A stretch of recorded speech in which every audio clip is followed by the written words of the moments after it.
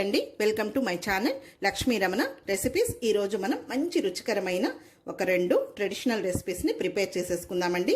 కాంబినేషన్గా చాలా బాగుంటాయి. వేడి వేడి రైస్లో కానీ రాగి సంగట్లో కానీ సూపర్గా ఉంటుందండి. అది వంకాయ పుల్లగూర అండి. వంకాయ పుల్లగూరని వంకాయ బజ్జీ అని కూడా అంటారు. అందులోకి కాంబినేషన్ మేము ఎక్కువగా చేసుకునేది మునక్కాయ వేపుడు అండి. చాలా బాగుంటుంది ఈ రెండింటి కాంబినేషన్తో.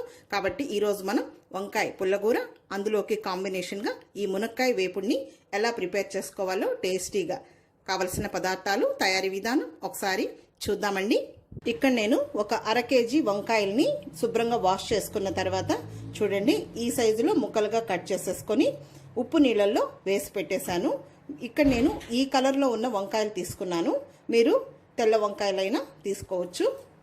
ముందుగా ఒక కుక్కర్ తీసుకొని ఈ వంకాయ ముక్కలన్నింటినీ కుక్కర్లో వేసుకోవాలి. ఒక 4 పచ్చిమిరపకాయని ఇలా చిన్న ముక్కలుగా కట్ చేసి వేసుకోవాలి. ఇవి కొద్దిగా కారంగా ఉన్నాయండి. మీరు కారంని బట్టి ఆ పచ్చిమిర్చి అనేది వేసుకోవాలి. అయితే పుల్లగూర ఎప్పుడైనా కూడా కొంచెం పుల్లపుల్లంగా కారంగా ఉంటేనే టేస్ట్ అనేది బాగుంటుంది. తర్వాత ఒక పెద్ద ఉల్లిపాయని చిన్న ముక్కలుగా కట్ చేసుకొని అందులో కొన్ని ఉల్లిపాయ ముక్కలు తీసి పెట్టుకోవాలి. ఇవి మనం పోపులో వేసుకోవాలి. తర్వాత ఒక మీడియం సైజ్ టమాటోలు అయితే 2 ఇలా చిన్న ముక్కలుగా కట్ చేసుకోవాలి. పెద్దదైతే 1 సరిపోతుంది. కొద్దిగా కరివేపాకు. నేను ఇక్కడ కుక్కర్లో చేస్తున్నానండి. త్వరగా అయిపోతుంది, టేస్ట్ కూడా బాగుంటుంది. మీకు కావాలంటే గిన్నెలో కూడా చేసుకోవచ్చు. ఇదే ప్రాసెస్లో రుచికి సరిపడా రాళ్ళుప్పు వేసుకోవాలి. అలాగే కొద్దిగా కొత్తిమీర కూడా తుంచి వేసుకోవాలి. అర టీ స్పూన్ పసుపు పొడి. ఇలాంటి పుల్లగూరలకి కొద్దిగా పసుపు కూడా ఎక్కువగా వేసుకుంటే టేస్ట్ అనేది బాగుంటుంది. అర టీ స్పూన్ ధనియాల పొడి. ఇందులో కారం వేయమండి, ఆ పచ్చిమిర్చితోని ఈ పుల్లగూర అనేది. కొద్దిగా చింతపండుని కడిగి వేసేసుకోవాలి. ఇప్పుడు ఇందులో ఒక చిన్న టీ గ్లాస్ నీళ్ళు వేసుకుంటే సరిపోతుంది. మరి నీళ్ళగా ఉన్నా బాగుండదు, అలాగని గట్టిగా ఉన్నా బాగుండదు. పుల్లగూర అనేది కొంచెం మీడియంలో ఉండాలి. ఇప్పుడు స్టవ్ వెలిగించుకొని ఒకసారి ఇదంతా కలుపుకొని కుక్కర్కి మూత పెట్టేసుకొని హై ఫ్లేమ్లో ఒక 2 విజిల్స్ వస్తే సరిపోతుంది. మరి ఎక్కువ విజిల్స్ పెట్టామంటే మరి మెత్తగా అయినా కూడా బాగుండదు. కుక్కర్కి మూత పెట్టేద్దాం. తర్వాత ఈరోజు ఆ వంకాయ పుల్లగూరలోకి మేము ఎక్కువగా కాంబినేషన్గా మునక్కాయ వేపుడిని చేసుకుంటామంటే చాలా బాగుంటుంది. ఇక్కడ నేను ఆల్రెడీ మునక్కాయలండి, ఒక 6 మునక్కాయలండి మీడియం సైజులో ఉన్నవి. చూడండి పైన ఈ విధంగా లైట్గా చెక్కు తీసేసుకొని ఈ సైజులో ముక్కలు కట్ చేసి పెట్టేసుకున్నాను. ఇప్పుడు ఇందులో ఒక చిన్న టీ గ్లాస్ నీళ్ళు వేసుకోవాలి. మళ్ళీ ఈ నీళ్ళు అనేది వంపకూడదు.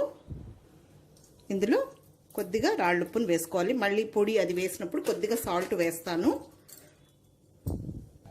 ఇప్పుడు స్టవ్ వెలిగించుకొని ఒకసారి వీటిని కలుపుకోవాలి.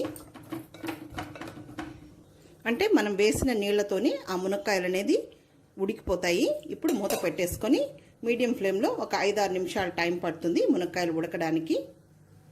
ఓకే అండి, చూద్దాం. మనకు మునక్కాయలు ఉడికిపోయాయి. ఆ వంకాయ కూడా విజిల్ వచ్చేసేసింది. చూడండి మరీ మెత్తగా ఉడికిపోకూడదు, కరెక్ట్గా ఉడకాలి. ఇలా మనకు పట్టుకుంటే తెలిసిపోతుంది. చూడండి వంకాయ కూడా మనకు 2 విజిల్స్కి కరెక్ట్గా ఉడికిపోయింది.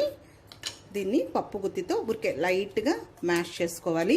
మరి మెత్తగా మ్యాష్ చేయకూడదు. మనకు కనిపిస్తున్న ఆ పచ్చిమిర్చి, చింతపండు అవి మ్యాష్ చేసుకుంటే సరిపోతుంది. ఇప్పుడు ఈ 2 మనం పోపు వేయాలి. చూడండి ఇలా అనేస్తే సరిపోతుంది. మరి ఎక్కువ మ్యాష్ చేసినా కూడా మనకు అంత టేస్ట్ అనిపించదు.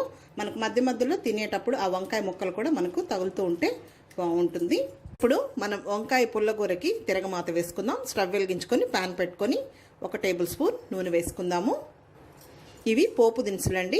ఆవాలు అర టీ స్పూను, మినప్పప్పు అర టీ స్పూన్, ధనియాలు 1/2 టీ స్పూను, జీలకర్ర 1/2 టీ స్పూన్. పోపు దినుసులు వేగిన తర్వాత ఒక 7 వెల్లుల్లి రెబ్బల్ని పొట్టు తీయకుండా కచ్చా పచ్చగా దంచి వేసుకోవాలి. అలాగే ఒక 2 ఎండుమిరపకాయల్ని తుంచి వేయాలి. తర్వాత మనం ముందుగా కొద్దిగా ఉల్లిపాయ ముక్కలు తీసి పెట్టుకున్నాం కదా, అవి వేసుకోవాలి. కొద్దిగా కరివేపాకు వేసుకొని ఉల్లిపాయ ముక్కల్ని 1 నిమిషం ఫ్రై చేసుకోవాలి. ఇలాంటి కూరలకి, ట్రెడిషనల్ రెసిపీస్కి మనకేం ఆయిల్ ఎక్కువ అవసరం లేదండి. తక్కువ ఆయిల్తోని మనం టేస్టీగా ప్రిపేర్ చేసేసుకోవచ్చు. చూడండి ఉల్లిపాయ ముక్కలు ఈ విధంగా వేగాయి, చాలు. ఇప్పుడు మనం ముందుగా ఈ వంకాయ పుల్లగూరని మ్యాష్ చేసి పెట్టుకున్నాం కదా, ఈ పోపు ఇందులో వేసేసుకుందాము. తర్వాత ఈ ప్యాన్లో కొద్దిగా నీళ్ళు వేసుకుందాము.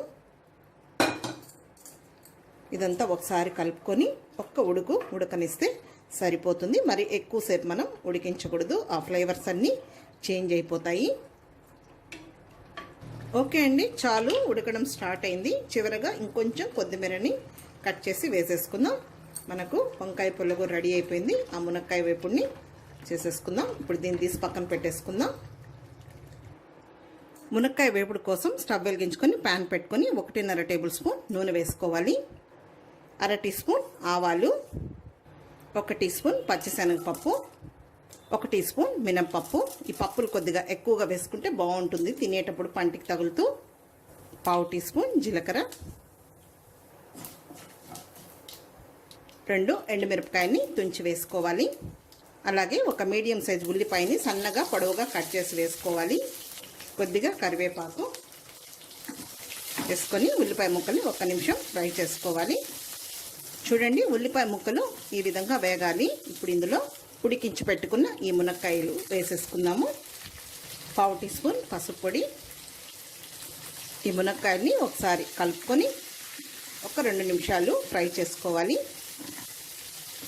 ఆ మునక్కాయలో నీళ్లు వంపలేదండి, అందుకే మనం కొద్దిగా వేసుకొని కరెక్ట్గా ఉడికించుకుంటే సరిపోతుంది. మునక్కాయలు వేగిన తర్వాత ఇందులో ఒక 8 వెల్లుల్లి రెబ్బలండి కచ్చా పచ్చగా దంచుకోవాలి, పొట్టు తీయకుండా. ఈ వెల్లుల్లి ఫ్లేవర్ అనేది చాలా బాగుంటుంది ఈ మునక్కాయ వేపుడికి. కొద్దిగా ఎక్కువగా వేసుకోవాలి. ఈ వెల్లుల్లి కూడా ఎక్కువ మనకు ఫ్రై అవ్వాల్సిన అవసరం లేదు, అందుకే చివరగా వేసుకోవాలి. ఒకసారి కలుపుకోవాలి. చాలండి, ఈ మునక్కాయ వేగింది. ఇప్పుడు ఇందులో 1/2 టీ స్పూన్ కారం పొడి. ఈ మునక్కాయ వేపుని కూడా మనం డిఫరెంట్ స్టైల్లో చేయించండి. పల్లీలు, ఎండుమిరపకాయలు, తర్వాత కొబ్బరి, ఎండు కొబ్బరి, అలా డిఫరెంట్ స్టైల్లో నేను ఒక్కొక్కసారి కాంబినేషన్లో పెట్టినప్పుడు మీకు ఒక్కొక్క మోడల్లో చూపిస్తాను. 1/4 టీ స్పూన్ ధనియాల పొడి. ఇది పప్పుల పొడి అండి, పుట్నాల పొడి అంటాం కదా, అది కొంచెం కచ్చా పచ్చాగా ఉండాలి. ఇది 1 టేబుల్ స్పూన్ వేసుకోవాలి. తర్వాత కొద్దిగా సాల్ట్ వేసుకుందాము, మనం ముందుగానే ఉడికించేటప్పుడు వేసాము. ఇదంతా ఒకసారి కలుపుకుందాం. హై ఫ్లేమ్ పెట్టకూడదు, మీడియం ఫ్లేమ్లోనే ఇలా కలుపుకోవాలి. ఓకే అండి, చాలు. మనకు ఎక్కువ మళ్ళీ ఫ్రై అయిపోతే టేస్ట్ మారిపోతుంది. ఇప్పుడు స్టవ్ ఆఫ్ చేసేసుకుందాం.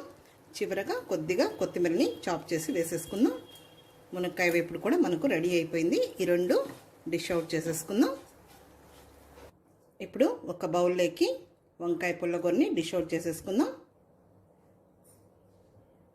కొంతమంది ఈ వంకాయ పుల్లగూరని వంకాయ బజ్జీ అని కూడా అంటారండి. ఓకే అండి, వంకాయ బజ్జీ. తర్వాత ఇంకొక గిన్నెలోకి మునక్కాయ వేపుడిని తీసేసుకుందాం. మునక్కాయ మనకు ఆరోగ్యానికి చాలా మంచిదండి, కంటి చూపుకి. కాబట్టి ఈ విధంగా మనం ఉత్త మునక్కాయలు కూడా ప్లేట్లో వేసుకొని స్నాక్ కింద తినేయచ్చు. ఓకే అండి, చూసారు కదా వంకాయ పుల్లగూర. అందులోకి సూపర్ కాంబినేషన్ మునక్కాయ తాలింపు, మునక్కాయ వేపుడు. చాలా బాగుంటుంది. వేడి వేడి రైస్లోకి తినండి, లేదు రాగి సంగటితో తినండి. ఈ వంకాయ బజ్జీ అనేది మనం ఇడ్లీ, దోశ, పూరి, చపాతీలో కూడా తినచ్చు. చాలా బాగుంటుంది. తప్పకుండా ట్రై చేయండి ఈ కాంబినేషన్తో. ఓకే అండి, ఈ వీడియో మీకు నచ్చినట్లయితే నా యూట్యూబ్ ఛానల్ లక్ష్మీ రమణ రెసిపీస్ని కొత్తగా చూస్తున్నవారైతే నా ఛానల్ని తప్పకుండా సబ్స్క్రైబ్ చేసుకొని మర్చిపోకుండా పక్కనే ఉన్న బెల్ ఐకాన్ని ప్రెస్ చేసి ఆల్ని క్లిక్ చేస్తేనే నేను చేసిన వీడియోస్ అన్నీ మీకు నోటిఫికేషన్ ద్వారా వస్తాయి. నేను మంచి మంచి కాంబినేషన్ ఫుడ్స్ని వీడియోస్ అప్లోడ్ చేస్తున్నాను. అలాగే రైస్ రెసిపీస్ని, తర్వాత వెజిటబుల్ కర్రీస్ని, లంచ్ బాక్స్కి. కాబట్టి ట్రెడిషనల్ రెసిపీస్, పచ్చడి రెసిపీస్ చాలా ఉన్నాయండి. ఒకసారి మన ఛానల్ని సెర్చ్ చేయండి, ట్రై చేయండి. ఓకే అండి, ఇంకొక మంచి వీడియోతో మళ్ళీ కలుద్దాం. నమస్తే అండి.